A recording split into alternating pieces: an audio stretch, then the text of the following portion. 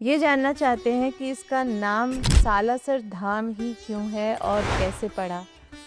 सालासर धाम नाम के पीछे का एक कंप्लीट इतिहास है और हम करीब करीब चलते हैं 300 साल पहले। ये कहानी इंद्रेश जी उपाध्याय जी ने सुनाई थी, जबकि कहानी न होगी, ये वास्तविक घटना थी उनके अनुसार। एक कांस्टेबल हनुमान जी के जब भी दर्शन करने जाता, समाधि लग जाते, ड्यूटी में लेट हो जाता।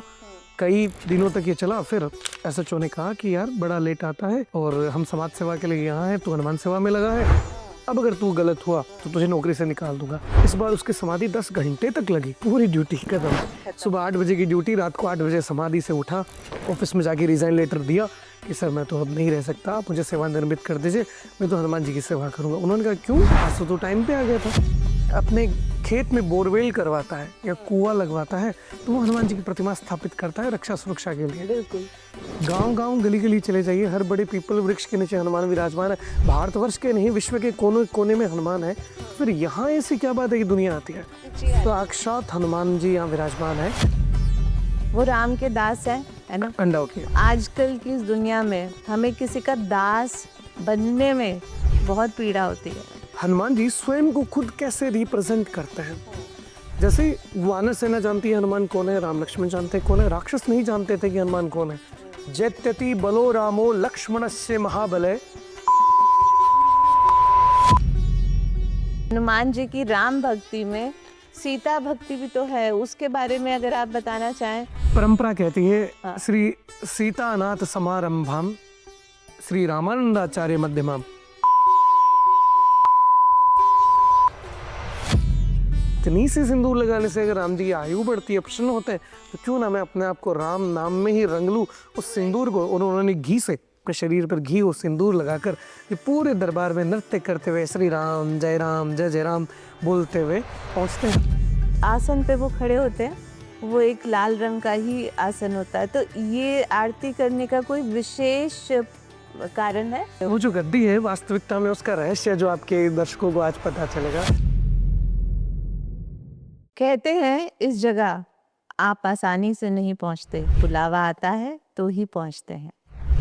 बहुत प्रसिद्ध एक ऐसा धाम जहां आके भक्त जो है भाव विभोर हो जाता है। हमें सौभाग्य मिला है कि आज हम सालासर धाम पहुंचे हैं और बालाजी का नाम लेके, जय श्री बालाजी बोल के मैं आपके सामने एक ऐसे भक्त को, ऐसे महाराज को प्रस्तुत करने जा रही हूँ जिन्होंने उन्हीं के कदमों में अपना बहुत सारा समय व्यतीत किया है। महाराज कपिल जी। जय श्री बालाजी की। जय श्री बालाजी। हाँ जी, तो हम सबसे पहले तो सालासर धाम ये जानना चाहते हैं कि इसका नाम सालासर धाम ही क्यों है और कैसे पड़ा? सालासर धाम नाम के पीछे का एक कंप्लीट इतिहास है और हम करीब करीब चलते हैं 300 साल पहले। सालासर से जस्ट पहले इसका नाम सालमसर था। दरअसल यहाँ जो बीकानेर राज्य के अंतर्गत आता है, संभाग जिसे अपन कहते हैं, हाँ जी। तो बीकानेर संभाग के अंदर सालासर आता है। उस वक्त यहाँ जो राज्य चल रहा था, यहाँ के जो ठाकुर थे निजी, सालासर जुलियासर या हम कहेंगे खुड़ी सोबासर की जो ये राजगद्दी हुआ करती थी, जहाँ ये राज परिवार राज किया करते थे। अंग्रेजों से भी उस समय की करीब की ये बात है, 300 साल पुरानी। उनका नाम सालम सिंह ठाकुर था, जिन्होंने सालासर को आगे बढ़ाने में योगदान दिया। तो उनके नाम से फिर ये सालम सर हो जाता है।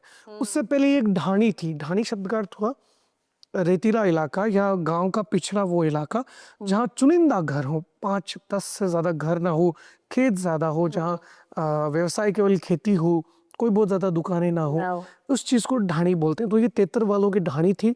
उसके बाद सालम सिंह ठाकुर के नाम पर सालमसर और फिर अपभ्रंश होते हुए ये सालासर में तब्दील होता है। जब आपने कहा बीकानेर, तो जैसे कहते हैं ना, हम बहुत दिल के करीब है बीकानेर। 25 साल हो गए मुझे बालाजी के दर्शन करते हुए। बीकानेर से आती थी, अब जयपुर से आती हूँ शादी के बाद। और जब मैंने पहली बार दर्शन किए थे, जो आपने बोला बहुत छोटा, ज़्यादा लोग नहीं, ऐसे ही बिल्कुल एक पुजारी और एक मूर्ति। और 25 साल में जो ये बदला है, ये बदलाव, लोगों की श्रद्धा और इसके ऊपर सोना चांदी का चढ़ना, वही बताता है कि यहाँ कितने श्रद्धा से लोग आते हैं और उनकी मन्नतें पूरी होती हैं। ये मैंने भी अनुभव किया है, बहुत सारे भक्तों ने भी अनुभव किया होगा और आपने तो ऐसे चमत्कार देखे ही होंगे। तो सबसे बड़ी कृपा यहाँ से बालाजी की हमें क्या मिलती है अगर हम सबको बताना चाहें? देखिए यहाँ श्रद्धा की बात है, और जब जिस समय की आप बात कर रहे हैं उस समय का भारतवर्ष भी आप देखिए, तब कनेक्टिविटी इतनी नहीं है। आज जैसी रोड फैसिलिटीज है उस वक्त नहीं हुआ करती थी। सालासर से जयपुर या बीकानेर जाएं तो हमें 8 घंटे लगते थे, एक समय 6 घंटे लगते थे, अब 3.5-4 घंटों के करीब करीब हम पहुंच जाते हैं। तो यहाँ बात कनेक्टिविटी की है। तब लोगों के पास इतने संसाधन नहीं थे, लोग हमारी जनरल भाषा में आर्थिक तौर पर पिछड़े थे। आज से 20 से 30 साल की अगर अपन बात करें, अब ज़्यादा समृद्ध है, सोशल मीडिया का ज़माना है, सब कुछ है, तो मूल बात कनेक्टिविटी की है। बालाजी का धाम तो 300 साल पुराना है, हाँ जी। 300 सालों से ही लोग यहाँ आ रहे हाँ हैं। जी। केवल कनेक्टिविटी की बात है, जैसे ही कनेक्टिविटी बढ़ी है यहाँ फ्लो बढ़ जाता है, और एक व्यक्ति बार बार उस जगह अवश्य जाता है जहाँ उसे कृपा अनुभूत होती है। देखिए ये बात यूँ समझिएगा डिटेल में, कोई भी आज भी प्रचलन है, अपने खेत में बोरवेल करवाता है या कुआं लगवाता है तो वो हनुमान जी की प्रतिमा स्थापित करता है रक्षा सुरक्षा के लिए। बिल्कुल। गांव गांव गली गली चले जाइए, हर बड़े पीपल वृक्ष के नीचे हनुमान विराजमान है, भाई सिंदूर लगा दी और हनुमान जी है, भावना है उनकी। तो जब भारतवर्ष के नहीं विश्व के कोने कोने में हनुमान है, तो फिर यहाँ ऐसी क्या बात है कि दुनिया आती है। तो साक्षात हनुमान जी यहाँ विराजमान है, और स्वयंभू अपनी रजा अर्थात अपनी मर्जी और अपनी कर मर्जी सालासर ऊपर धोरे पर विराजे हनुमान जी। ये इतिहास कहता है कि वे अपनी विलिंगनेस से और अंजनी कुमार करके विचार जिन्हें आज्ञा दीनी है श्री राम, कि राम जी ने कहा कि धरती पे ही रहना है, तो विचार करके कलयुग को बीते हुए करीब करीब 4-5 हजार साल हो चुके हैं। तो 5 हजार से हनुमान जी इसी विचार में थे कि इतनी बड़ी भूधरा पर जहाँ कानन है, वन है, जलाशय है, सब जगह चेक करने के बाद उन्होंने सालासर को चुना कि इसको मैं राजधानी बनाकर यहाँ बैठूंगा। अंजनी कुमार करके विचार, बहुत विचार के साथ उन्होंने सालासर को चुना, जिन्हें आज्ञा देनी है श्री राम, और केवल अपनी मर्जी से नहीं, भगवान राम की आज्ञा से, उनके यश से, उनके ऑर्डर से राम जी ने कहा कि हाँ हनुमान अब सालासर में विराजो, इसे राजधानी बनाओ और यहाँ से दुनिया चलाओ। तो साक्षात हनुमान जी महाराज यहाँ विराजमान है, इसलिए एक तो इतनी दुनिया यहाँ आती है, दूसरा यहाँ हनुमान जी महाराज मनोकामना सिद्ध करने के लिए ही बैठे हैं। हनुमान जी का ऑरा इतना अच्छा है, उनकी प्रेजेंस ऐसी है हनुमान जी महाराज की, और क्योंकि दुनिया के राजा के रूप में विराजमान है तो राजा का कर्तव्य है कि पुत्र की तरह प्रजा को पालना। तो पूरा भारतवर्ष, पूरा विश्व के सम्राट है हनुमान, तो प्रजा का पालन करते हैं। अब प्रजा का जो दुख है वो संकट मोचन हर लेते हैं, इसलिए दुनिया इतनी यहाँ आती है। कनेक्टिविटी बढ़ने से ये हुआ कि लोग एक बार जो गया, जो साल में एक बार आता था, वो महीने में एक बार आने लग गया, इसलिए भीड़ बढ़ती चलेगी। बिल्कुल नहीं है, खिंचाव है, इस भूमि में बहुत खिंचाव है, और क्यों नहीं होगा अगर बालाजी यहाँ स्वयं विराजमान है, और वो राम के दास है ना। अंडा की और आजकल की इस दुनिया में हमें किसी का दास बनने में बहुत पीड़ा होती है कि मैं किसी के अधीन नहीं रह सकता। तो क्या ये प्रेरणा लोगों को नहीं लेनी चाहिए कि वो जब अपने आप को राम के दास कह के इतना गर्व महसूस करते हैं, तो क्या ये इस तरीके की जो भावना, गर्व, यहाँ आके मेरे को ऐसा लगता है, ये मेरा अनुभव है कि आपका जो वो घमंड होता है ना, वो भी टूटता है। हाँ, हम अपने देवता से क्या सीखते हैं। एक बहुत बड़ी बात आपके दर्शकों के लिए मैं बताना चाहता हूँ, हनुमान जी स्वयं को खुद कैसे रिप्रेजेंट करते हैं। जैसे वानर सेना जानती है हनुमान कौन है, राम लक्ष्मण जानते हैं कौन है, राक्षस नहीं जानते थे कि हनुमान कौन है। तो ये वाल्मीकि रामायण का बता रहा हूँ मैं आपको, मेरे ख्याल से 42वां या 43वां सर्ग होगा, वहाँ के श्लोक है स्वयं हनुमान जी के नाम से निकले हुए, उनके मुख से, मुखारविंद से निकले हुए। हनुमान तेजी से अपनी पूंछ को फटकार रहे हैं जमीन पे, और चेतावनी देते हुए, अपना परिचय देते हुए रावण से संवाद कर रहे हैं, या उन राक्षसों से संवाद कर रहे हैं कि हु आई एम एक्चुअली। तो उनका शब्द और जय घोष है, जैत्यति बलो रामो लक्ष्मणस्य महाबले राजा जयति सुग्रीवो राघवेणाभिपालित, है कि सबसे बड़े राजा और राजाओं में श्रेष्ठ रघुनाथ जी की जय हो, उनके बड़े भाई बलवान लक्ष्मण की भी जय हो, और उनके द्वारा पालित सुग्रीव की भी जय हो। अब वो अपना परिचय देते हैं जयकारा लगाने के बाद। भक्त हैं, पहले जयकारा लगाते हैं, फिर बात करते हुए कहते हैं, दासो हम कौशलेन्द्रस्य रामश्चाक्लिष्ट कर्मणे हनुमान शत्रु सैन्यानाम निहंता मारुतात्मजय। दासो हम कौशलेन्द्रस्य, मैं राम जी का दास हूँ, ये हनुमान जी का पहला परिचय। उनकी पहली आइडेंटिटी अंजनी पुत्र नहीं, वायु पुत्र नहीं, हनुमान नहीं, बजरंग बली नहीं। उनकी पहली आइडेंटिटी ये है दासो हम कौशलेंद्र सिंह। वो खुद को इंट्रोड्यूस ही इसी तरह ही कराते हैं। तो ऐसे हनुमान जो स्वयं महादेव हैं, ऐसे हनुमान जो 7-8 घंटे भी नहीं हुए थे उनके प्रकट हुए और उन्होंने सूर्य को ले लिया। ऐसे हनुमान जो जो रास्ता केवल गरुड़ और वायु लांग सकते हैं, ऐसे समुद्र को जो पल भर में लांग गए, जो सूर्य को निकलने वाले हैं। ऐसे हनुमान जो एक रात्रि में श्रीलंका से हिमालय, हिमालय से श्रीलंका पहुंच जाते हैं। असंभव को संभव करने वाले महादेव रूपी हनुमान कहते हैं दासो हम कौशलेंद्र, मैं राम जी का दास हूं। तो जितने वो पावरफुल हैं उतने ही ज्यादा वो पोलाइट हैं, हम्बल हैं, सिंसियर हैं हनुमान। तो विनम्रता हम अपने इष्ट से सीख सकते हैं। तो आपकी बात से मैं यहाँ एग्री करता हूँ कि हनुमान जी से विनम्रता सीखनी चाहिए। और हमारे अहंकार टूटते हैं आके उनके दर्शन मात्र से। और जो आपने कहा सूर्य को निकल गए, शनि भी उनके आगे थर थर कांपने लगे। तो अगर हम देखें ज्योतिष शास्त्र में भी जो सूर्य सबसे बड़े जो राजा हैं सारे ग्रहों के, वो भी उसको भी वो खेल खेल में निकल गए। बिल्कुल ऐसी कृपा है बालाजी की। और अगर ये किसी भक्त पे बन जाए तो ना उसे किसी भूत का डर, ना किसी पिशाच का डर, ना किसी राक्षस का डर। तो क्या करें हम कि हम पे बालाजी की कृपा बनी रहे।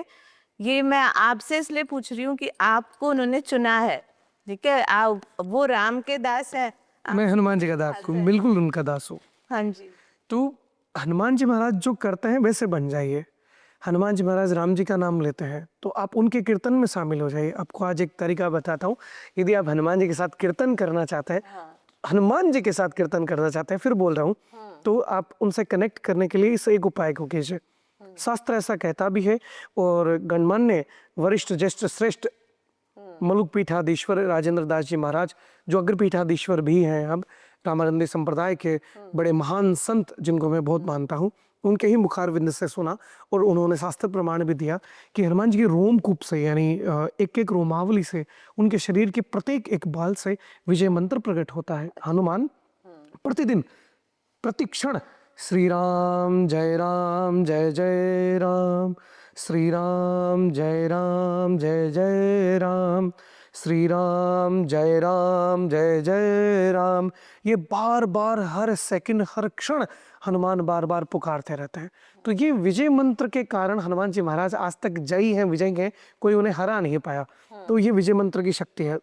आपको हनुमान जी के साथ कीर्तन करना है तो उनके सुर में अपना सुर मिला लीजिए। कहने का अर्थ है जो मंत्र वो कर रहे हैं वही मंत्र आप प्रारंभ कर दो।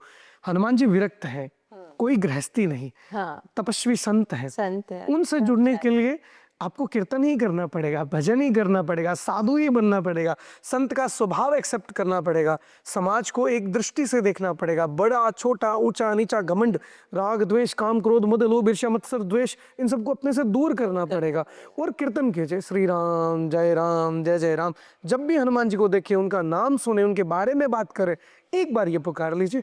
जो हनुमान कीर्तन कर रहे हैं उसी कीर्तन में आप शामिल हो जाएंगे तो उनकी मंडली के हिस्सा हो गए। इस तरह आपको हनुमान मिलेंगे, उनके दर्शन होंगे। राम सिया राम, बिल्कुल बिल्कुल बिल्कुल, कितना आसान है।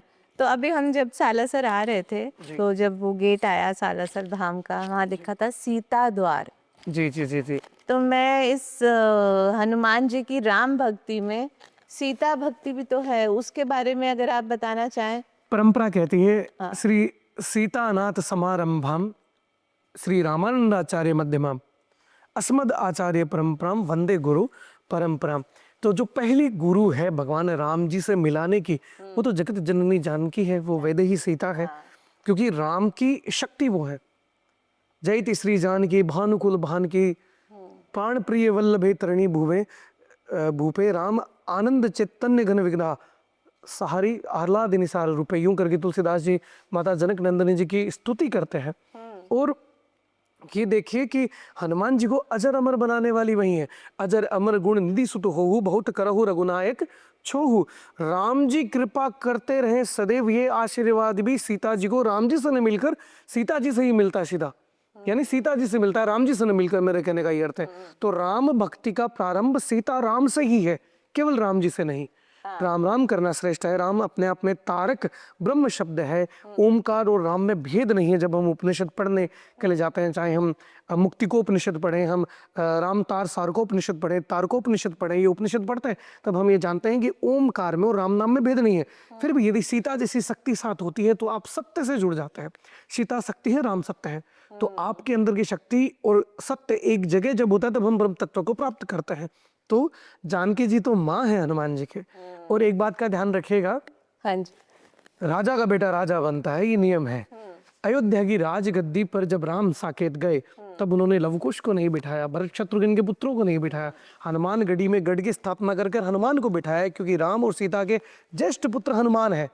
लवकुश के होने से पहले राम कहते हैं कि मैं सुत तुमसे उरण नहीं हो सकता, सीता के और हनुमान स्वयं कहते हैं राम दूत में मातु जानकी सत्य शपथ करुणा निदान की, आप मेरी माँ हो। हनुमान को राम जी कहते हैं पुत्र हो, माँ जानकी जी पुत्र कहकर पुकारती हैं, तो पहले पुत्र हैं। तो इसलिए माता के बिना तो पुत्र का कोई अस्तित्व ही नहीं। तो जानकी जी के बिना राम जी की भक्ति कुछ कुछ अधूरी सी है, ऐसा मेरा निजी विश्वास है। और यदि हनुमान जी की भक्ति चाहिए तो जानकी जी और रघुनाथ जी के साथ साथ आप हनुमान जी की पूजा कीजिए। और ये एक बात तुलसीदास जी का जब वो समाधिस्थ होते हैं भगवान राम में, तब जो विनय पत्रिका का अंतिम पद लिखते हैं उसमें भी ये कहते हैं, हनुमान जी को पहले अपनी विनय पत्रिका देते हैं राम जी तक पहुंचाइए, वे कहते हैं मेरी नहीं, वहाँ लक्ष्मण और भरत शत्रुघ्न खड़े हैं उन तक कहिए, वे राम द्वारे तुम रखवारे राम जी के द्वार तक ले जाएंगे। वे भी ले जाकर सीधे राम जी तक नहीं देते, जनक नंदिनी जी को, माँ जानकी जी को वो पत्रिका दी जाती है। तो आपकी एप्लीकेशन अगर राम जी तक जाएगी तो हनुमान जी और सीता जी से होते हुए जाएगी, इसलिए सीता द्वार अपने आप में मुख्य है। हाँ, बहुत सुंदर। और भी एक मैंने कहानी सुनी थी, पता नहीं कितनी सही है गलत, कि सिंदूर जो उनको बहुत प्रिय है वो भी सीता माँ के द्वारा ही सिंदूर से उनका जो है उद्घाटन हुआ या उससे परिचय हुआ। तो वो आप थोड़ा अगर ये सही है तो बताएंगे। देखिए ये कथानक बहुत प्रसिद्ध है हनुमान जी का, और उनकी राम भक्ति की पराकाष्ठा को ये प्रदर्शित करता है, हमारे सामने बड़ा उदाहरण रखता है, बड़ी मौलिकता से रखता है और वास्तविकता है पुराणों में। और अलग अलग प्रकार की रामायण है, जैसे केवल रामायण शतकोटि अपारा, 100 करोड़ रामायण है। हरि अनंत है, हरि की कथा अनंत है। तो उसी रामायण में से ये एक हिस्सा है कि माँ जनक दुलारी जी जब अपना श्रृंगार करती हैं तो किसी कारणवश सेवक को बुलाया जाता है। अब हनुमान जी से बड़ा राम जी का, तो जानकी जी का सेवक कौन? हनुमान जी को आवाज पड़ती है कोई कहीं से उठकर आए, उससे पहले माता की सेवा में मैं चला जाऊं, ये तो भाव है बजरंगबली के। और कहते हैं मैया आदेश कीजिए। तो जानकी जी उस वक्त सिंदूर लगा रही थी पूरा श्रृंगार होने के बाद। हनुमान उस क्रिया को, ब्रह्मचारी हनुमान, विवाह कभी हुए नहीं, और महाराज उनको छुप कर देखते हैं कि माता सिंदूर लगा रही हैं। तब वे पूछ लेते हैं मोह से, जैसे पुत्र अपनी माता के पास आकर पूछता है माँ आप क्या कर रही हैं? तो माता जी कहते हैं कि मैं सिंदूर लगा रही हूँ। और हनुमान जी प्रश्न पूछते हैं माँ श्रृंगार में ये सिंदूर क्यों? आपके भगवान की आयु बढ़ती है, हालांकि राम जी की आयु का तो कोई माप नहीं, केवल लीला है भक्तों को सिखाने के लिए। वे प्रसन्न होते हैं, सिंदूर मेरे सौभाग्य का चिन्ह और मेरे सौभाग्य की रक्षा करने वाले भगवान राम है। हनुमान जी कहते हैं वे तो मेरे सौभाग्य की भी रक्षा करते हैं, जैसे आपके स्वामी वैसे मेरे ही स्वामी। इतनी सी सिंदूर लगाने से अगर राम जी की आयु बढ़ती है, प्रसन्न होते हैं, तो क्यों ना मैं अपने आप को राम नाम में ही रंग लूं उस सिंदूर को। और उन्होंने घी से, घी मुख्य है, देसी गौ माता का घी ही हनुमान जी के श्रृंगार में मुख्य है। और अपने शरीर पर घी और सिंदूर लगाकर पूरे दरबार में नृत्य करते हुए श्री राम जय राम बोलते हुए पहुंचते हैं। और राम और सीता देखकर उनको आनंदित होते, पूछते हैं हनुमान आज ये।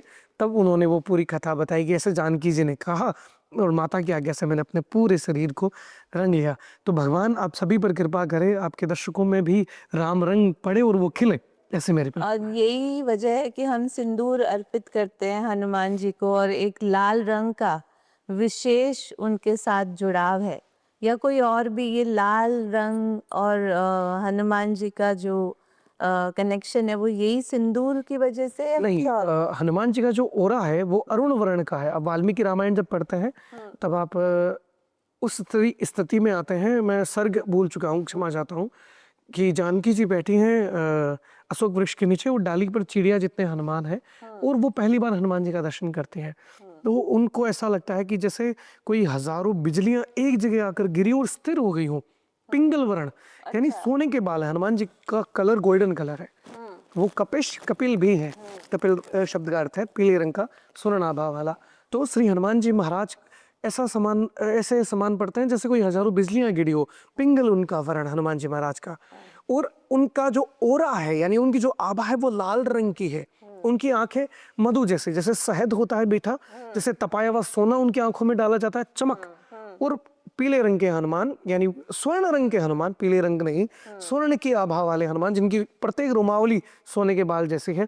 और छोटी अवस्था में सीता जी तो उनको देखकर बेहोश हो जाती है। अहो आश्चर्य से, अरे ये मैंने क्या देख लिया, ऐसा तेजस्वी वानर तो मैंने कभी देखा ही नहीं। बिल्कुल चिड़िया जितने छोटे हनुमान को देखकर वो मूर्छित हो जाते हैं।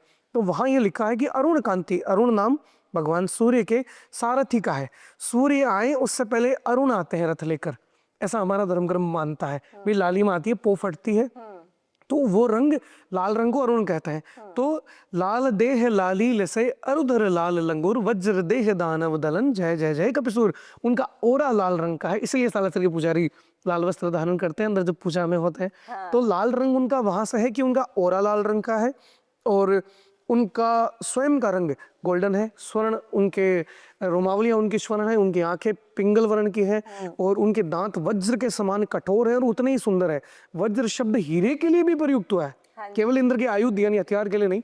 तो हीरे जैसे उनके दांत है। ऐसा डिटेल्ड वर्णन आपको महाभारत भी देती है जब भीम से संवाद होता है, और यही डिटेल्ड वर्णन हमें मिलता है वाल्मीकि रामायण में भी। इसलिए हनुमान जी को लाल रंग से जोड़कर देखा जाता है सिंदूर के अतिरिक्त पे। और एक चीज मैंने नोट की, मैं सालासर महाराज को फॉलो करती हूँ, आपके पेज को। तो जितने पुजारी हैं जब वो आरती करते हैं तो उनका मुख नीचे होता है और जिस आसन पे वो खड़े होते हैं वो एक लाल रंग का ही आसन होता है। तो ये आरती करने का कोई विशेष कारण है? और उस लाल रंग की गद्दी होती है जिस पे वो खड़े वो जो गद्दी है वास्तविकता में उसका रहस्य जो आपके दर्शकों को आज पता चलेगा। हाँ जी, बहुत अलग तरह का क्वेश्चन आपने पूछा। क्या है, महात्मा मोहनदास जी महाराज विरक्त संत थे जिन्होंने मंदिर की स्थापना की। बात हम उनकी बहन की संतान है। अच्छा, और सौभाग्य जी। और हमें ही पूजा सेवा, हमारे पूर्वजों को पूजा सेवा की जिम्मेदारी दी गई। मैं 9वीं पीढ़ी में हूँ जो बालाजी महाराज की पूजा सेवा श्रृंगार इत्यादि करते हैं। इसमें यह है कि उन्होंने अपने वस्त्रों को उतार कर अपने भांजे यानी मेरे दादा के दादा के दादा के दादा को दिए कि आज से इन वस्त्रों को तुम ग्रहण करो और बालाजी की सेवा पूजा करना। वो क्योंकि गृहस्थ थे तो उन्होंने वस्त्र पहने नहीं। यदि वो वस्त्र पहन लेते, गेहूं गेरुआ वस्त्र, सिंदूरी रंग के वस्त्र, भगवा वस्त्र, अग्नि के रंग का जो वस्त्र वो यदि पहन लेते तो वो फिर ब्रह्मचारी हो जाते, सन्यासी हो जाते।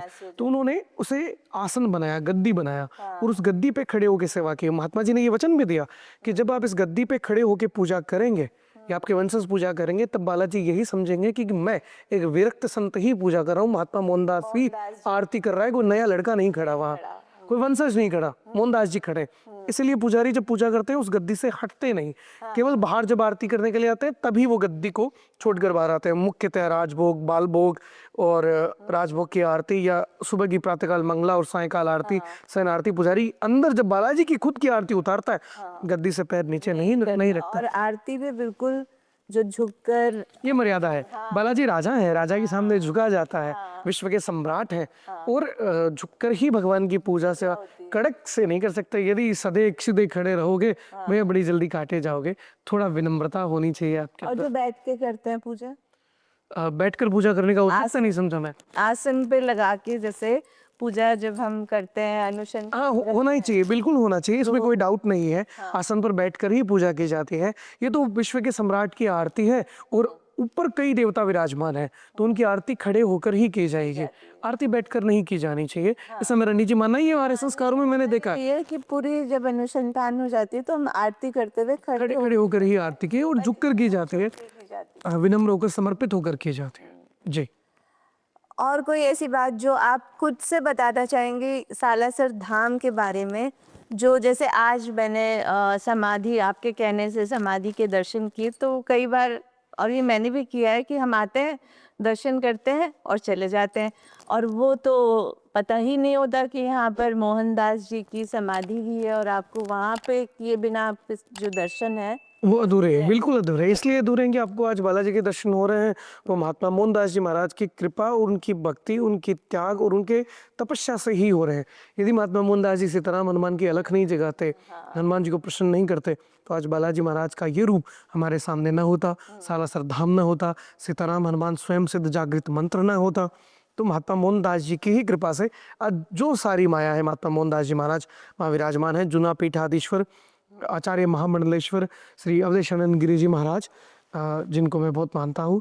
महाराज जी जब भी सालासर आते हैं ये पक्का कहते हैं कि जितने सिद्ध और प्रत्यक्ष यहाँ हनुमान है, उतने ही सिद्ध और समर्थवान तरीके से महात्मा मोहनदास जी महाराज भी यहाँ विराजमान है।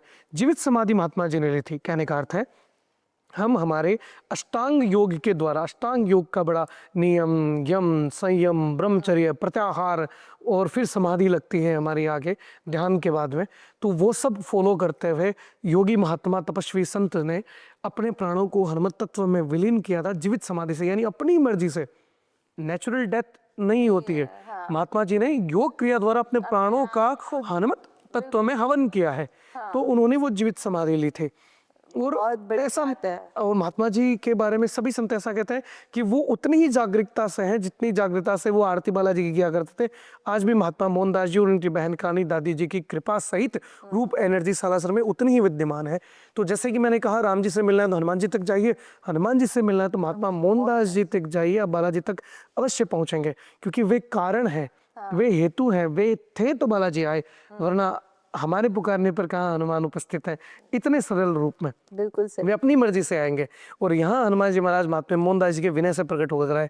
तो सालासर में यदि दर्शन करने हैं तो महात्मा जी की समाधि के दर्शन उतने ही चाव, उतने ही मन से कीजिए जितने मन से आप बालाजी के दर्शन करते हैं, तब आपको बहुत अच्छा रिजल्ट मिलेगा। कोई ऐसी चीज आप बताना चाहें कि आप दर्शन करें तो ये नियम है, क्योंकि किसी भी मंदिर में हम जाते हैं उसका हमें नियम सब कुछ पता होना चाहिए, और आज हमारा सौभाग्य है कि आप हमारे इसको बता रहे हैं। तो हम ये भी जानना चाहेंगे कि एक तो ये बात हो गई कि आप समाधि के दर्शन ज़रूर करें और मन से करें, तभी आपकी जो दर्शन है सालासर के वो सफल माने जाएंगे। मुख्यतः करने ही चाहिए। भी है कि लोग यहाँ नारियल लगाते देखे मैंने, भभूति लेते देखे मैंने, और नारियल बांध के अपनी मनोकामना का वो पर्चा बांधते हुए भी देखे। तो वो सब चीजें भी अगर आप देखिए, मुख्यतः तो पहली बात नियम संयम की है। तो हनुमान जी महाराज स्वयं बहुत मर्यादा में रहते हैं। हनुमान जी महाराज के तो रोम रोम में राम है। राम यदि मर्यादा पुरुषोत्तम है तो हनुमान जी मर्यादा की पराकाष्ठा है, सागर है मर्यादा के। इतने ताकतवर होकर भी हमेशा यूं अंजलि बांधे राम जी के सामने विद्यमान है वे। तो मर्यादा आवश्यक है, मंदिर में बहुत ज़्यादा शोर शराबा ना हो। हालांकि कहीं नियमावलियों में ये नहीं लिखा हुआ। मैं यहाँ आपको कोई पदार्थ लेकर आने के लिए नहीं कहता हूँ, बस केवल संयम लेकर आइए, मर्यादा लेकर आइए और तामसिकता को दूर रखिए कि भी कम से कम लहसुन प्याज खाकर हम मंदिरों में ना जाएं। हमारे वस्त्र ऐसे हों जो मर्यादित लगे, मर्यादित हो वो वस्त्र, ऐसे वस्त्र आपके होने चाहिए। इसके अतिरिक्त हनुमान आपसे कुछ नहीं मांगते। राम जी का नाम सुना दीजिए, वो तो प्रसाद भी नहीं मांगते, आप अपनी श्रद्धा से लेकर आते हैं। वो चढ़ावा नहीं मांगते, हम अपनी श्रद्धा से कि भगवान ने इतना दिया, कुछ हम उनको समर्पित करते हैं, इस भाव से हम चढ़ाते हैं। तो कोई नियम नहीं। हनुमान जी तो भोले बाबा की तरह है, एकदम शांत तपस्वी हैं। जल का लोटा चढ़ाया तो भोले बाबा प्रसन्न है, राम का नाम लिया तो हनुमान जी प्रसन्न है। कुछ लेकर नहीं आना, आपकी मन श्रद्धा जो है वो ध्वजा लेकर आने की हो, वो श्रृंगार लेकर आने की हो, वो मुकुट तिलक इत्यादि लेकर आनी हो की हो, वो स्वामनी लाने की हो, ब्रह्मपुरी करने की, वो आपकी निजी इच्छा और ईश्वर की आप पर कृपा है कि आप प्रेरित हैं और आप लेकर आ रहे हैं। परंतु हनुमान नहीं मांगते, तो आप अपनी मर्जी श्रद्धा से जो डालते हैं, जो लेकर आते हैं, वो पर्याप्त है। बस मर्यादा का पालन कीजिए, संयम का पालन कीजिए, मंदिर का माहौल शांत हो और वहाँ गंदगी ना फैलाई जाए किसी भी प्रकार से, इतना ख्याल रखिए और कुछ नहीं चाहिए बजरंगबली को। और वो जो मैंने आपसे नारियल बांधना और ये जो मैंने देखा यहाँ, बिल्कुल आपने देखा। और एक अग्नि के चारों ओर लोग हवन कुंड। हवन कुंड पे भी फिर वहीं बाहर भभूत रखी हुई। देखिए, नाथ संप्रदाय से लेकर किसी भी संप्रदाय की जगह हो, प्राय प्राय वहाँ धूना होता है, तपस्या की जाती है, तब किया जाता है अग्नि को साक्षी मानकर। अग्नि की सबसे पहले स्तुति करता है ऋग्वेद। तो अग्नि ब्रह्म का ही रूप है, महादेव का, हनुमान का ही रूप है। तो अग्नि निकट होती है तो ईश्वर तक हवन के द्वारा हम हमारी आहुति पहुंचाते हैं। तो वो हवन कुंड महात्मा मोहनदास जी के द्वारा प्रज्वलित किया हुआ, हनुमान जी और महात्मा जी के द्वारा यज्ञ और आहुति उसके अंदर दी गई है। और वो अपने आप में संजीवनी बूटी की तरह है। वो केवल बबूत नहीं है, वो दवाई है। नहीं, मैंने सुना कि आप ये ले जाओ घर में, इसके पानी के छींटे करो डाल के, आपके घर से सारी मुसीबत नेगेटिविटी दूर हो दूर हो जाएगी, जाएगी। दूर हो जाएगी। किया है। पर इससे बेहतर है कि छींटे लगाने से ज़्यादा बेहतर है कि परिवार के सब लोग उसे खाएं, उसे मस्तक पे लगाएं, हाँ। गले पे लगाएं और फिर श्रद्धापूर्वक सीताराम हनुमान बोलकर आप उसे स्वीकार करें, ग्रहण करें। वो ज़्यादा श्रेष्ठ है। आपके शरीर, आपके ब्लड में हनुमान जी के द्वारा, महात्मा जी के द्वारा किए गए यज्ञ से, और वो भी 300 सालों से जागृत है, एक बार भी उसे क्षत विक्षत वो नहीं हुआ। अरे वाह। जिस प्रकार से महात्मा जी ने जलाया आज भी वैसे ही जल रहा है, उसकी सेवा की जाती है। पहले पूर्वज करते थे, अब पुजारी परिवार करता है, फिर आने वाली पीढ़ी उसकी सेवा व्यवस्था करेगी। रात को जागने के लिए सेवादार छोड़े जाते हैं जो पूरी रात देखभाल करते हैं। उसमें गोबर के उपले डाले जाते हैं, नारियल डाला जाता है, देसी घी डाला जाता है ताकि वो जागृत रहे। तो इन सब दवाइयों के द्वारा, इन सब काष्ठ के द्वारा, संविधा के द्वारा वो अपने अपने औषधि भी बन जाती है। तो नेगेटिविटी फील हो, आप बीमार फील हो, आपको लगे कि आसपास कुछ और अपना गड़बड़ है, किसी गलत व्यक्ति से मिला है, कोई टोक लगी हो, कोई एविल नजर हमारे आसपास हो, भभूति को प्रणाम कीजिए, मस्तक पे लगाइए, गले पे लगाइए और उसे खाइए, आपकी बीमारियां दूर होंगी। ये तो बहुत चमत्कारी उपाय बता दिया आपने। कितने सालों से ये चल रहा है, और ये जागृत रखना बहुत बड़ी बात है। ये हनुमान जी की कृपा से जागृत है। महात्मा जी की कृपा और हनुमान जी महाराज की कृपा से ही जागृत है। और नारियल मनोकामना का है कि आपके मन में यदि कोई कामना है तो दुनिया के राजा हनुमान जी बैठे हैं देने वाले, आप तो बस नारियल सामने ले जाइए, अपने मन की बात उनको कहिए, नाम और गोत्र बताते हुए, और ईश्वर से कहिए यहाँ रहता हूँ, ये काम है, वहाँ वहाँ वो दिक्कत हो रही है। यद्यपि है सर्वसमर्थवान हनुमान, हे अंतर्यामी, आप सब कुछ जानते हैं, फिर भी पुत्र रूप में, दास रूप में, शिष्य रूप में मैं अधिकारी हूँ आपसे बात करने का, आपको कहने का, तो मैं आपसे ये सब कुछ कह कर जाता हूँ। मैं तो चला जाऊंगा दिल्ली, मुंबई, कलकत्ता, कहीं भी, जयपुर चला जाऊंगा, पर नारियल आपके चरणों में छोड़ के जा रहा हूँ जो आपको मेरी याद दिलाएगा। मेरी मनोकामना शीघ्र पूर्ण हो, आशीर्वाद दीजिए, पुनः जल्दी आपके दर्शन के लिए लौटता हूँ। केवल इतना उनको कहना है और आपको नारियल मंदिर परिसर में जहाँ भी कहीं भी नारियल बंधे हो मान कर आप आ जाइए। बालाजी आपकी मनोकामना अवश्य पूरी करेंगे। जब मैं छोटी थी बस मैं भाव के साथ आती थी। मैंने कभी, और आज तक ही होता है कि हम मंदिर पे पहुंचते हैं तो कुछ मांग ही नहीं पाते, एकदम मन शांत हो जाता है, भूल जाते हैं, अरे फिर याद आता है ये मांग लेते, वो मांग लेते, मगर फिर भी आपकी मनोकामनाएं पूरी हो जाती हैं। तो मैं तो ये कहूँगी कि ये चमत्कारी हैं और आप जो मांगे बिना ही आपको बहुत कुछ दे देते हैं। कई बार ऐसा भी होता है लोग मांगने आते हैं वो मिलता नहीं है, और ऐसा कुछ मिल जाता है जो उन्होंने मांगा नहीं होता और उससे बड़ा होता है। भाई ईश्वर को पता है हमारे लिए क्या अच्छा है। नारद जी बालकांड रामचरितमानस नारायण से कहते हैं, जय विधि हो ही नाथ हित मोरा, करहूँ सुबेगी दास में तोरा। हे स्वामी, मुझे नहीं पता कि किस विधि से मेरा फायदा है, मैं क्या करूँ क्या ना करूँ, ना मुझे फ्यूचर पता, ना पास्ट पता, ना प्रेजेंट, मैं तो नारायण नारायण में लगा रहता हूँ। तो वो कीजिए नाथ जिसमें मेरा हित हो। तो हनुमान जी हमारे स्वामी, हमारा पिता, हमारे मालिक, हमारे जनक, उनको पता है कि हमारे लिए क्या अच्छा है, आपके लिए क्या अच्छा है। आपने तो कुछ भी मांग लिया मगर इन द एंड उसका एंड अच्छा नहीं, तो क्या हनुमान जी आपका बुरा कर देंगे? आपने तो अपने लिए बुरा ही मांगी, क्या वे आपके साथ बुरा करेंगे? नहीं। मनोकामना में तो हम कुछ भी मांग सकते हैं ना। हनुमान जी को पता है कि आपका क्या अच्छा है, तो आपके साथ नाथ वही करते हैं जिसमें आपकी भलाई होती है। इसके साथ एक और चीज़ है कि जीवन में उतार चढ़ाव चलता ही रहता है।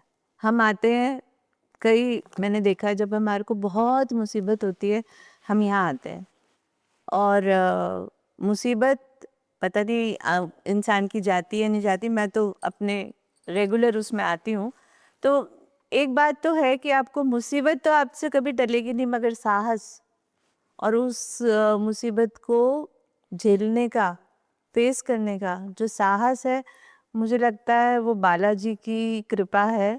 और इसके बारे में कि अगर कोई अपनी मुसीबत में आ रहा है तो उसको वो किस तरीके से अपना आशीर्वाद देते हैं, कैसे अपनी लगन लगाते हैं, ये भी आप थोड़ा हमारे देखिए अवधेशानंद गिरी जी महाराज जी ने ही ये कहा था।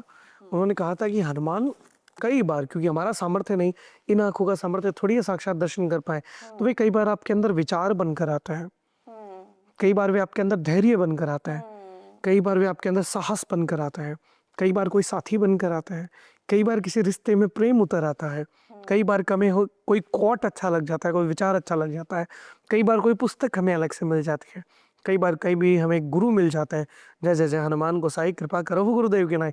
कई बार हनुमान अपना पुजारी बनकर आता है, कई बार हनुमान ब्राह्मण विप्र बनकर आते हैं, विप्र रूप धरे सियाही दिखावा। तो हनुमान जब आते हैं तब आपकी भलाई के लिए किसी न किसी रूप में वो प्रकट होते हैं और आपकी सहायता करते ही हैं।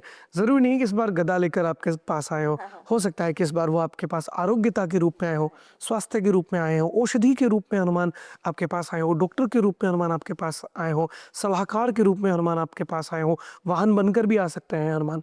हनुमान तो किम पुरुष है, किम पुरुष, अरे ये पुरुष जैसा पुरुष है, पुरुष नहीं, पुरुष है जो ये होता है कि ये क्या है, महापुरुष है, गति नहीं समझ पाते। हनुमान तो तरह तरह के रूप बदलते रहते हैं, तो वो ऐसे सिद्ध है, अष्ट सिद्धि नवनिधि के दाता हैं हनुमान, दूसरों को दे सकते हैं, तो किसी भी रूप में हो, मगर पुकारने पर हनुमान आपके पास अवश्य आते हैं।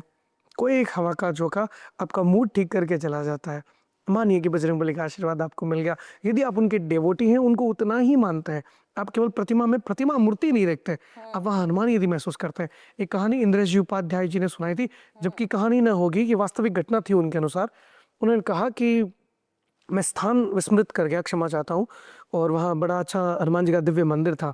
एक कांस्टेबल हनुमान जी के जब भी दर्शन करने जाता, समाधि लग जाते, खो जाता भगवान के रूप में, श्री राम जय राम जय जय राम हनुमान चालीसा सुंदरकांड करता, ड्यूटी में लेट हो जाता।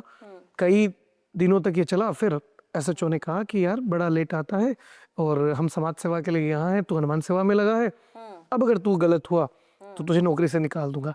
उसने सोचा चलो इस बार बाहर से हाथ जोड़ के निकल जाते हैं बाबा को। हाथ जोड़े, प्रणाम किया, निकल गया, 10 कदम चला, फिर सोचा यार नौकरी तो दूसरी लग जाएगी, मालिक की सेवा करते हैं, चलते हैं। इस बार उसकी समाधि 10 घंटे तक लगी, पूरी ड्यूटी खत्म। सुबह 8 बजे की ड्यूटी, रात को 8 बजे समाधि से उठा, ऑफिस में जाके रिजाइन लेटर दिया कि सर मैं तो अब नहीं रह सकता, आप मुझे सेवानिवृत्त कर दीजिए, मैं तो हनुमान जी की सेवा करूंगा। उन्होंने कहा क्यों, आज तो तू टाइम पे आ गया था, 8 बजे तूने ज्वाइन कर लिया, तेरे साइन हो गए, और आज तो बड़ी घटना घटित हो गई, हमें बाजार जाना पड़ा, चोर का पीछा करना पड़ा, आज तो तूने क्या लड़ाई की है, चोर को पीटा है तूने। ये इंद्रेश उपाध्याय जी के व्याख्यान से सुना है मैंने।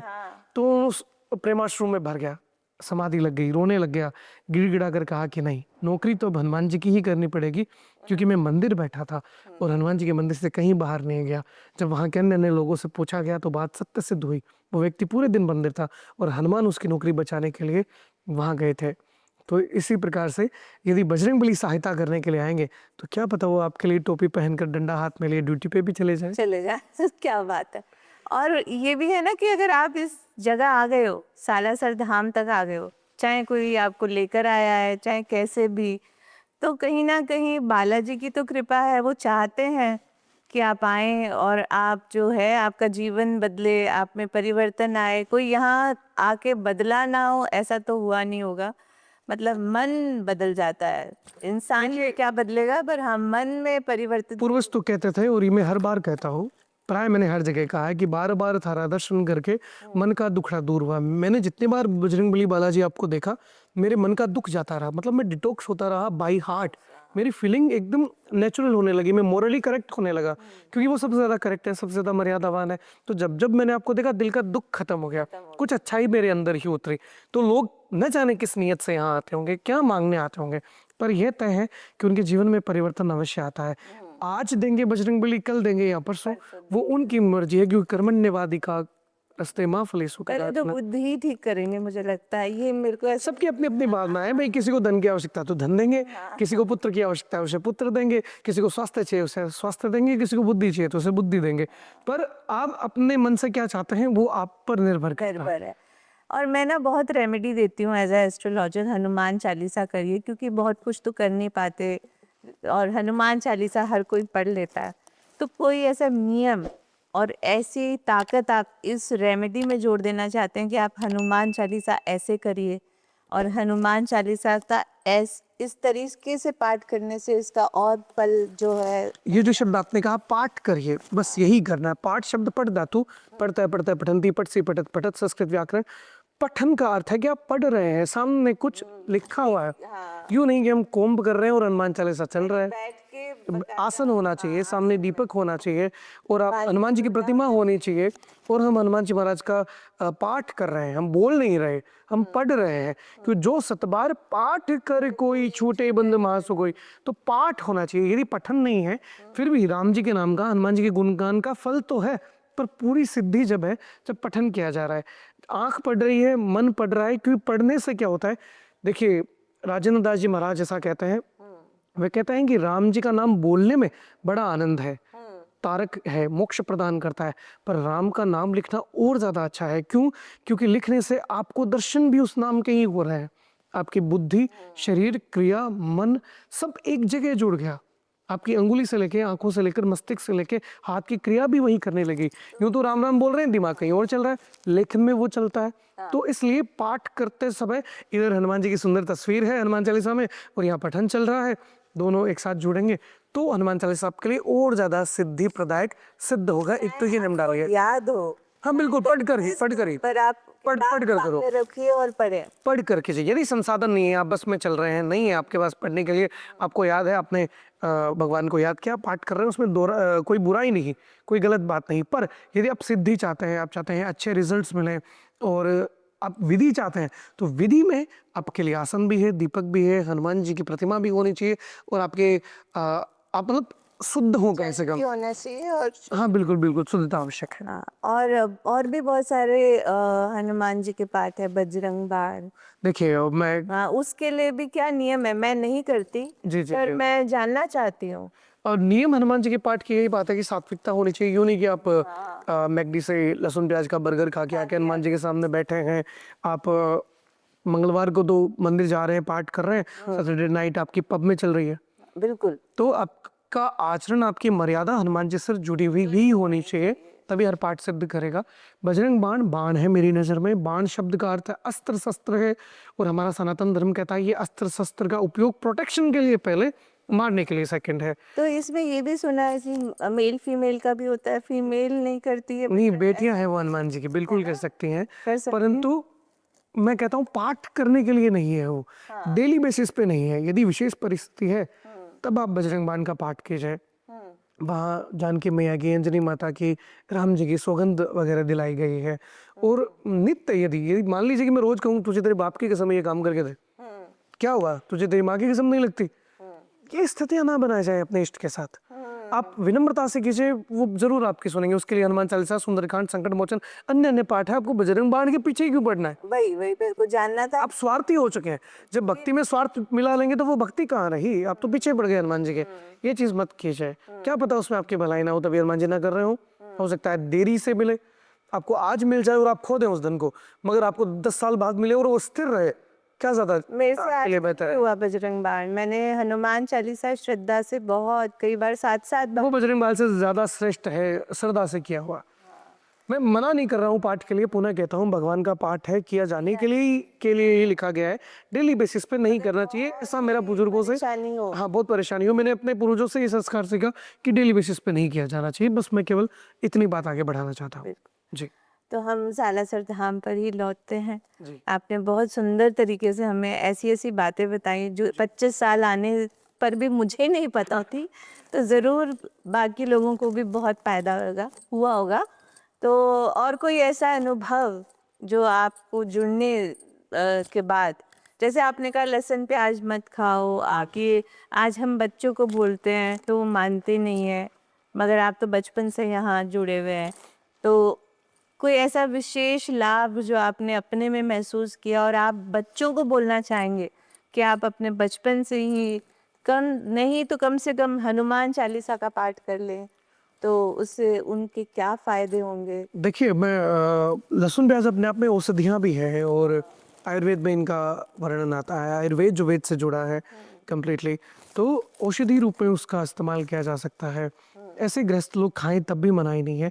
यदि आप किसी पूजा में, किसी अनुष्ठान में, किसी व्रत में, किसी संयम में, किसी नियम में बंध रहे हैं, आपने रामानंदी संप्रदाय की या वैष्णव संप्रदाय की, भगवान कृष्ण के संप्रदाय की, गौड़ीय संप्रदाय की तुलसी धारण कर ली है, अब आप तिलक लगाने लगे हैं, ठाकुर जी घर में विराजमान है, तो नारायण नहीं खाते, नारायण के अवतार नहीं खाते, हनुमान नहीं खाते, क्योंकि इनमें सात्विक तत्व की कमी है। एक प्रकार की उत्तेजना आपके अंदर जागृत करता है, आपके अंदर के लव के अलावा लस्ट को भी डेवलप करने में सहायक है। और जो साधक है उसे इन चीज काम, क्रोध, मद, लोभ से दूर जाना है ना, तो उनके लिए ये चीज अच्छी नहीं है। अब एक साधारण किसान जाट खेत का अपनी खेती करता है और उसे वो उपलब्ध है, वो खाता है तो खा रहा है, मगर यदि वो दीक्षित हो जाता है, यदि वो मंगलवार का व्रत कर रहा है और साथ में लहसुन की चटनी खा रहा है तो गलत है। गलत है। यदि आप मर्यादा में, नियम में, अनुष्ठान में है, आप नित्य हनुमान चालीसा, सुंदरकांड कर रहे हैं बजरंगबली की प्रसन्नता के लिए, और आप अगर ये चीज़ें खा के कर रहे हैं तो उसके फल में कमी है कहीं ना कहीं। ये शास्त्रीय तरीका नहीं है। बाकी भगवान जाने कि क्या आपके साथ होना चाहिए। मेरे जीवन में परिवर्तन ये आया, थोड़ी सात्विकता उतरी। मैं यदि व्रत में हूँ, प्रदोष इत्यादि का व्रत कर रहा हूँ, मंगलवार का दिन है, ये चीज़ें नहीं खाते। सालासर के पुजारी तो वैसे भी अगर बालाजी की सेवा में तो वहाँ मंदिर में तो अलाउ ही नहीं है, लाओ ही नहीं है। एंट्रेंस ही नहीं है। तो आपके अंदर सात्विकता आती है, एक धैर्य उतरता है, और धैर्य उतरने के साथ साथ आपकी बुद्धि के अंदर का जो क्रोध है वो कम होने लगता है धीरे धीरे, क्योंकि क्रोध से विवेक नष्ट हो जाता है, और जिस व्यक्ति का विवेक नष्ट हो गया वो पशु है, उसमें और मानव में कोई अंतर कोई नहीं। अंतर नहीं है। आप क्षमावान बनते हो, आप क्षमा करना सीख जाते थोड़े डिटॉक्स होते हो आप हाँ। अंदर से भी धीरे। हो। और लोग डिटॉक्स होने के लिए क्या क्या कर रहे हैं। तो वैष्णव बनिए, जैसा खाए अन्न वैसा हो मन। तो अपना अन्न शुद्ध करिए, आहार शुद्ध करिए, विचार अपने आप शुद्ध हो जाए। हो जाएंगे। और कोई विशेष बात आप कहना चाहें सारे श्रोतागण के लिए, जो अलग है, जो कभी किसी ने बताई नहीं और बालाजी से जुड़ी हुई है? मैं आप सबसे केवल ये कहना चाहता हूँ, अलग इसमें कुछ नहीं, आपके भाव हनुमान जी से जुड़े हुए हो। देखिए, आपकी भावना यदि हनुमान जी के प्रति होगी तभी आपको हनुमान मिलेंगे। वे अपान, समान, उदान, वायु के रूप में शरीर के अंदर भी है। वे 49 प्रकार की हवा के रूप में सर्वत्र विराजमान है। दत्तात्रेय भगवान और हनुमान ऐसे हैं जो स्मृतिगामी है। स्मृति का अर्थ याद करते ही प्रकट हो गए। आपने हनुमान जी का नाम लिया, आपको नहीं दिख सकते क्योंकि आपकी आंखें वो उतनी डेवलप नहीं है, आपके पास प्रज्ञा चक्षु नहीं है, आपके पास दिव्य चक्षु नहीं है जो संजय के पास थे, जो अर्जुन के पास थे विराट स्वरूप देखने के लिए, जो भीम के पास भी नहीं थे कदली वन में महाभारत में। तो आपको वो चक्षु डेवलप करने हैं यदि उनका दर्शन करना है। पर आपको दर्शन ही करना है या उनका साथ हमेशा चाहिए? यदि साथ हमेशा चाहिए तब आप हनुमान जी की तरह बनने का प्रयास कीजिए। आपके अंदर कितनी ही बड़ी ताकत हो, आप विनम्र बनिए। बड़ा ताकतवर ताकत का प्रदर्शन नहीं करता। मारवाड़ी कहती है थोता चना बाजेगा ना। तो सही है। जो जितना बड़ा आदमी है वो इतना विनम्र है, उतना पोलाइट है। एक फलदार सेब का वृक्ष बहुत झुका है, बच्चा भी उछल कर तोड़ ले, मगर आड़ू जो है, जो अपने आसपास कुछ लगने भी नहीं देता, वो एकदम लंबा सीधा ऊंचा खड़ा रहता है। तो उस प्रकार से न बनकर आप फलदार वृक्ष बनिए, तभी आप हनुमान के सच्चे डिवोटी होंगे। बस मेरा आपसे ये कहना है कि सालासर बालाजी पधारें तो मन साफ रख के बालाजी का दर्शन करके जाइए। जैसा आपका मन होगा, पूरे जो आशा वायुशुत ऐसा ही सामर्थनाथ है। कब पूरी आशा पूरी करेंगे? जब मन कर्म वाचा शुद्ध कर नर कामना जो चाहता है। मन कर्म और वचन यदि शुद्ध होंगे तब आशा पूरी करेंगे आपकी हनुमान। बहुत सुंदर सुंदर बातें आपने बताई। और जो हनुमान भक्त होते हैं वो कहते हैं कि बलशाली है और वो बल का प्रदर्शन करने लगते हैं। आपने उसका भी कारण बताया कि क्यों आपको झुक के रहना चाहिए, क्यों हम्बल रहना चाहिए। तो अगर इससे एक भी जना बदल जाता है, किसी के जीवन में सकारात्मक बदलाव आता है, तो बहुत ही अच्छा हो जाएगा, हमारा पॉडकास्ट करना सफल हुआ। सफल हो जाएगा। और क्वेश्चन तो बहुत सारे हैं, मगर हम आगे इसको कंटिन्यू करेंगे। जब आप समय देंगे हम फिर आएंगे। अंत में यही कहना चाहती हूँ कि बहुत हमें ज्ञान मिला, और जो हम जुड़े हुए थे बालाजी से, लगता था जुड़े हुए हैं, आज हम सच में समझ पा रहे हैं कि जुड़ाव क्या होता है। बालाजी महाराज की कृपा आप पर, आपके दर्शकों पर बनी रहे। सालासर बालाजी के दर्शनों के लिए पधारिए। बजरंगबली आप सबकी मनोकामनाएं पूरी करे। जय श्री बालाजी। जय श्री बालाजी।